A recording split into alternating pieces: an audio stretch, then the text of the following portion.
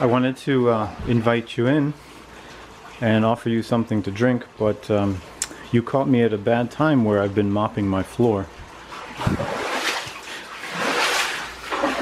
I think I put a little too much water in the bucket.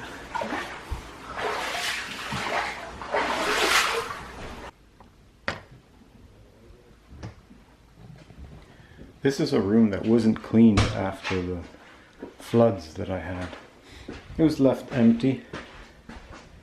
And let me show you around, and then I'll tell you what the plan is and why the plan is what it is. So first off, I'm in here cleaning. That's the easy part. Secondly, house isn't necessarily prepared against another flood. There was a flood many years ago, and the water line was up to here. From the ground up, made it to 16 inches, right around there. So this past flood, there were two. The smaller one, you can still make out the water line on this door. See it? Let's see if you can see the water line on you can see the water line on this wall. See that there? Drying it out is easy, cleaning up is easy, replacing trim or whatnot, easy. Problem is preventing more water from coming in. Forgive the interruption. I'll take you back to the story of the floods in a moment. But I wanted to show you that I got the room cleaned up.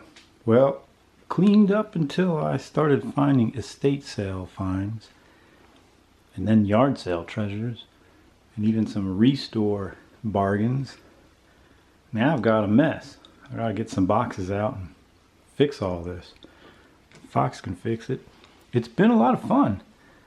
I'm really getting into this. I'm putting together old Craftsman sets. And it's been cool. I also started displaying some of my pipe wrenches and other tools once I get a set together. That's been a lot of fun. Take a look at this. My proto collection. This is a 4-inch croissant. But I recently came upon a 4-inch proto. My set is complete. Now I didn't pay much for any of this, but one of the prizes here is this gift. This came from another YouTube channel, and a long time ago I set my goals at 1,000 subscribers. That was just a random number I pulled out of my head. I didn't realize it meant something. And gifts from other channels. This is the very first one. This one means a lot to me. We'll come back to that another time. But for now, I've got to get some boxes out and get this straightened up. And I'll let you go back to the story of the flood. And I'll be back in just a couple of minutes. Oh, and by the way, thanks 615. That was really cool of you. This completes the bike. But I was wondering, what's going to happen when you're going to work and you're missing your tassels? Now, what I did in the past was dug a 154-foot long ditch with pipe and gravel, and that worked for many years. And then something happened, something changed. So I'm outside working on gutters, which means I'm working on gutter boards first, and I'm going to try to get that corrected, but I think it's a once in a blue moon rain that I got. Now, people have this issue all over the country, and they don't necessarily have the money to fix it.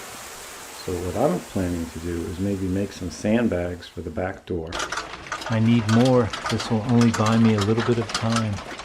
That's if the water is coming in. As far as why is it coming in, I have to revisit that drain. I've been told that some of those French drains will eventually fill up and you have to redo them. Not looking forward to that, but if that's the case. Meanwhile, life goes on. So what have I done? I cut up this old desk recently. Just basically took the legs and the drawers off of it, and then I brought in this metal metal leg desk, or the stand for a metal leg desk. So using the old top with this new metal.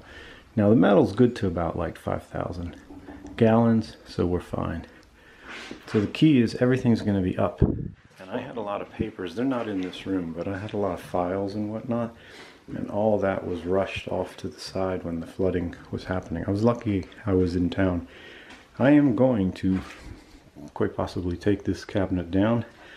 I have 50 inches to here, and I'll either put in a 36 filing cabinet or possibly a 48 if I can get a 48 with only 3 levels high. And then cinder blocks off the floor, more than one, because I have to, I'm going to plan on that 16-inch water level. And then I'll have file storage here, and if there was a flood, the papers would be up off the ground. Let me show you what happened.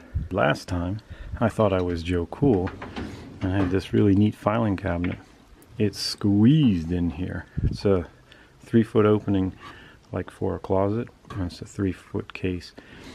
These were all files, and I got them out in time. Now I keep things like that, where if water came back, the loss would be minimal. The upper one, now I still have it empty. So technically, this last flood, I'm not 100% sure whether it made it up to here or not. I believe it didn't. So I could once again be using this filing cabinet, but you know, I'm a little scared. So imagine this filing cabinet sitting way up here. Then I wouldn't have to worry. So that's the plan. Filing cabinets you can get off Craigslist for free. As far as protecting against future rain, I'm probably going to sandbag this. That's what you can do on a tiny budget. That's what you can do right now, and that's what you can do to figure out how to buy yourself some time until you get the overall problem fixed. Cole. My name's not Cole. I don't need this. I got boxes everywhere. I think maybe I should just, instead of using all these little boxes, maybe put it all in one bigger box. Pack it up safely. I got packing supplies. Wrap it up nice and safe, take it out of here. And then we can come back when I get things organized. Thanks everybody for hanging out. And for anybody else in the situation where there isn't a lot of money to fix a lot of problems, one drop at a time will fill the ocean.